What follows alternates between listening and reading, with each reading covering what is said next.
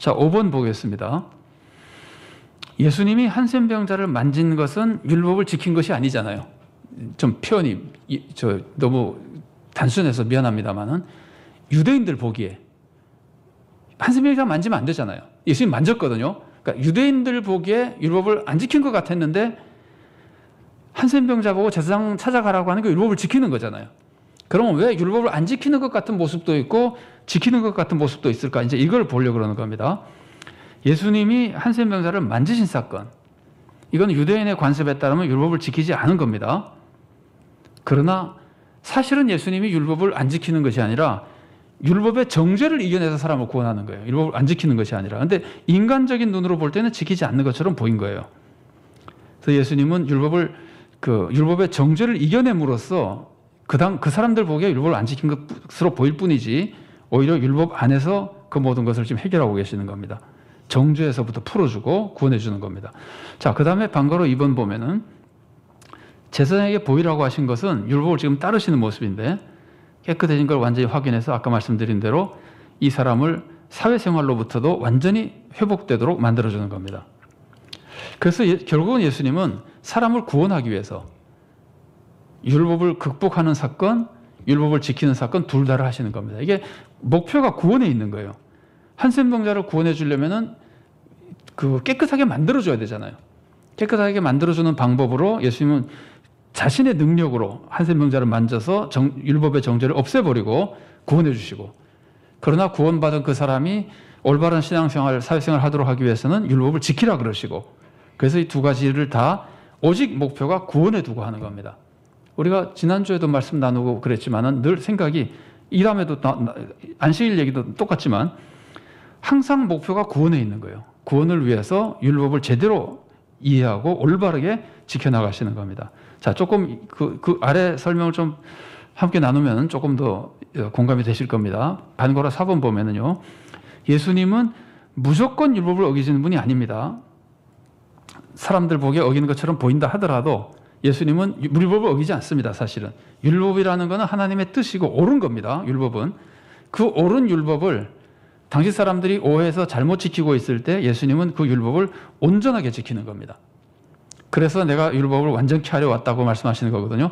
예수님이 율법을 온전히 지키는 것은 하나는 율법의 원래 정신에 맞게 지키는 것이고, 이 사람들은 율법을 문자적으로 지키다 보니까 정신을 어길 수가 있는데 오히려 예수님은 문자적인 것보다 원래 정신에 맞게 지키고, 그리고 정신에 맞게 지킬 뿐, 올바르게 지킬 뿐 아니라 하나도 안 지키는 것 없이 다 지키고 이겁니다.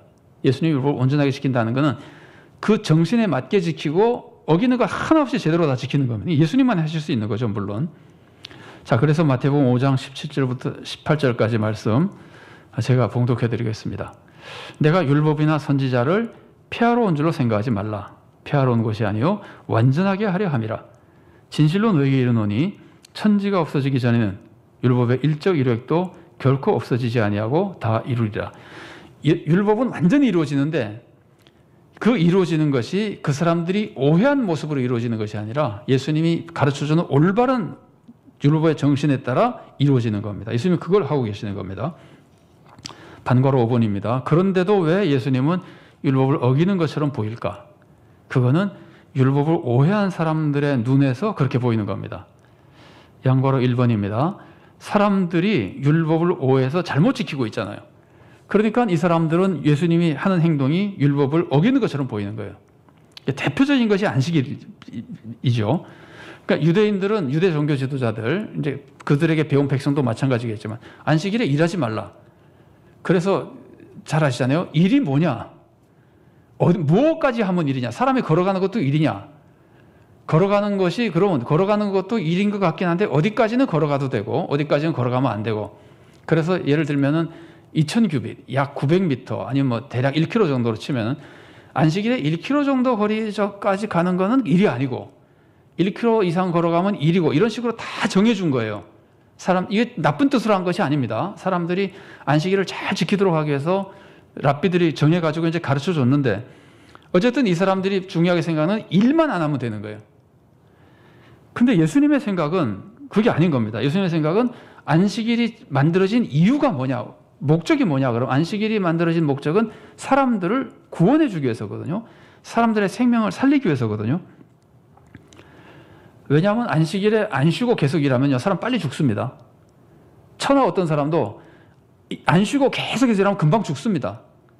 이거 그 나귀 가지고 실험하고 이런 거 있어요. 여러분 그 자료 보셨는지 모르겠는데, 나귀를 한 주일에 하루씩 쉬게 일을 시키면은 계속 일 시키는 것보다 조금 지나고 나면은 능률이 2배 정도 오르고 생명도 2배 정도 연장된답니다.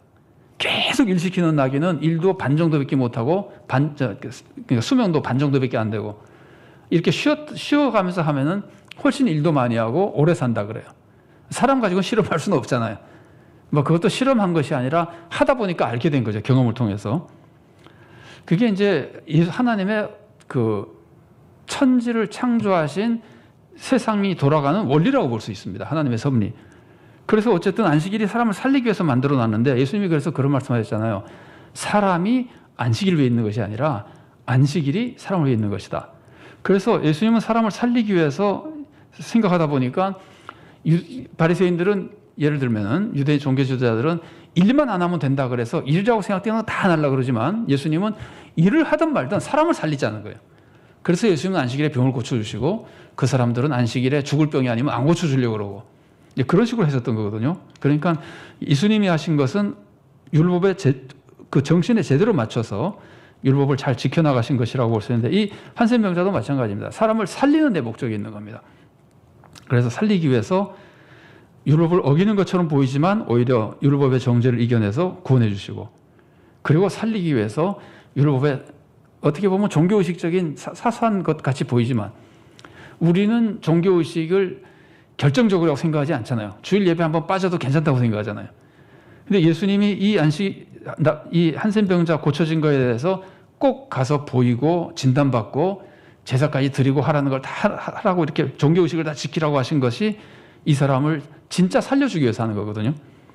그래서 그 목표가 예수님이야말로 하나님의 뜻대로 사람을 구원하기 위한 올바르게 율법을 지키는 모습으로 사역하시는데, 다만 사람들이 그거를 잘 모르기 때문에 예수님이 율법을 어기는 것처럼 사람들에게 이제 보였던 겁니다. 그게 그 반과로 5번에 나온 설명들을 제가 그 문장 하나하나 같이 읽지 않고 말씀으로 소개해 드린 것이라고 보면 되겠습니다. 자, 6번입니다. 한센병에서 깨끗해진 이 사람이 앞으로 어떻게 살까요? 여러분, 그냥 성경에 나온 생각 말고 우리가 가지고 있는 신앙인의 상식으로 보면은, 이 사람이 한센병에서 나았으면은 앞으로 어떻게 살까요? 가장 중요한 건 다시는 한센병이 안 걸리려고 노력하겠죠. 그죠? 그리고 그동안의 한센병 때문에 하나님께 예배드리지 못하고 이런 것들이 너무 안타까웠던 것들이 앞으로는 얼마나 예배를 더 열심히 잘 드리겠어요. 신앙생활 앞으로 더 잘하려고 그럴 것이고, 한센병이 안 걸리려고 그럴 것이고, 부정해진 거는 정말 고통이다. 내가 한센병만이 아니라 어떤 것으로도 내가 부정해지지 않겠다. 그러니까 이 사람은 하나님과의 관계, 율법에서 정죄당하지 않는 것, 그리고 육신으로는 또 건강해, 이런 거에 대해서 전부 굉장히 조심하면서 살아갈 겁니다. 그리고 틀림없는 거는 이 사람이 자기에게 일어난 일을 사람들에게 말할 겁니다. 이게 사소한 일도 아니고 이게 엄청난 사건이 일어났잖아요, 자기인데. 이 사람이 얘기 안 하겠습니까? 사람들이라는 게 길거리 시장 가서 막 소리 지르지는 않더라도 가까운 사람들인데 다 얘기할 거 아니에요. 너무 좋은 일이니까. 부모님이나 형제나 친구나. 그래서 실제로 했고, 실제로 하기도 했지만, 우리가 상식적으로 생각할 때 앞으로 굉장히 조심할 것이고, 신앙생활 더 잘할 것이고, 그리고 다른 사람들에게 말할 것이다. 이게 일상적인 모습인데, 예수님은 한센병자에게 말하지 말라 그러셨습니다. 자, 말하지 말라 그러셨는데 이 사람은 나가서 소문을 냈죠. 이 부분을 한번 생각해 보십시오. 조금 전에도 살펴봤고, 우리가 상식적으로도 느끼는 것처럼 소문 내는 것이 자연스러운 일입니다. 이걸 얘기를 안 할 수가 없습니다. 너무 기쁜 일이고 너무 좋은 소식이기 때문에. 또 이런 것도 있잖아요. 여러분, 내가 한센병으로 죽도록 고생하다가 예수님을 통해서 나았으면은 다른 한센병자를 보면은 알려주고 싶겠어요? 안 알려주고 싶겠어요? 당연히 거기 가서 너도 예수님한테 한번 찾아가 봐라, 이렇게 하고 싶을 거니까 말할 수밖에 없습니다. 그건 자연스러운 일이고, 그런데 예수님의 명령을 어긴 이것은 잘했다고 보기가 굉장히 어렵습니다. 왜냐하면은 예수님의 사역을 이 사람이 제한하는 것이 되어버렸기 때문에 그렇습니다. 물론 예수님은 그 계획된 대로 사역을 다 감당하시겠지만 그 인간적인 각도에서만 보면은 예수님의 사역을 방해할 뿐만이 아니라 예수님에게 해를 끼칠 위험이 있습니다. 예수님은 정해진 때, 요한복음에 나오는 것처럼 내 때가 이르러야 고난과 십자가와 부활 사건이 다 일어날 거거든요. 근데 그 전에 고난 받으면은 뭐 그렇게 되지도 않겠지만 그게 다 방해거리가 되는 거예요. 근데 이 사람은 자기 나름대로 자연스럽게 했지만 본의 아니게 예수님의 사역을 조금 방해한 것이 되어버렸습니다. 그래서 성경에 1장 45절 보면은 제가 봉독해 드리겠습니다. 그러나 그 사람이 나가서 이 일을 많이 전파하여 널리 퍼지게 하니, 그러니까 이 사람은 가까운 사람들인데 말한 정도가 아니죠. 너무 좋아서 많이 얘기한 것 같아요. 널리 퍼지게 하니, 그러므로 예수께서 다시는 드러나게 동네에 들어가지 못하시고 오직 바깥 한적한 곳에 계셨으나 사방에서 사람들이 그에게로 나오더라. 그래서 예수님의 사역을 조금 제한하는 역할을 이 사람이 했습니다. 그런다고 해서 또 하나님의 섭리가 예수님의 사역에 실제로 제한되진 않도록 섭리해서 결국 예수님은 계속 사역하셨습니다만, 이 사람의 이 모습은 참 그 양면성을 가지고 있습니다. 이 큰 은혜를 받았기 때문에 남에게 전하지 않을 수도 없었으나 그것을 너무 자기 감정대로 하다 보니까 자기 기분, 자기가 원하는 대로 하다 보니까 예수님의 사역에 방해거리도 제공했었다. 그래서 이제 우리가 조심해야 될 거는 하나님의 은혜를 전하는 것이 당연한데 그것이 너무 개인적인 감정대로 하나님의 방법이나 하나님의 안내를 따르지 않고 너무 개인적인 방법대로 하다가는 나는 열정을 가지고 했으나 실제로 하나님의 나라가 전파되거나 확장되는 데는 오히려 방해 요소가 될 수 있다고 하는 것에 대한 교훈을 한 번쯤 생각할 수 있습니다.